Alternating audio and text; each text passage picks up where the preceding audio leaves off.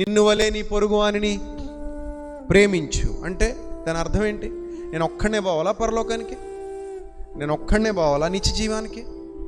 అదే నా ప్రభు నాకు అప్పగించిన బాధ్యత కాదే?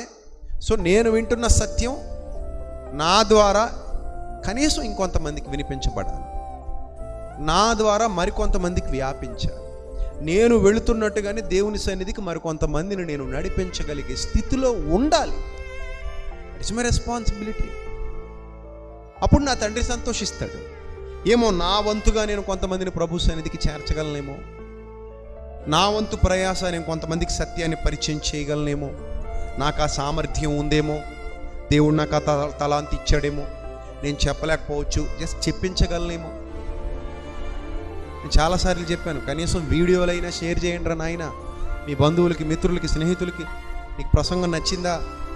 పంపించు.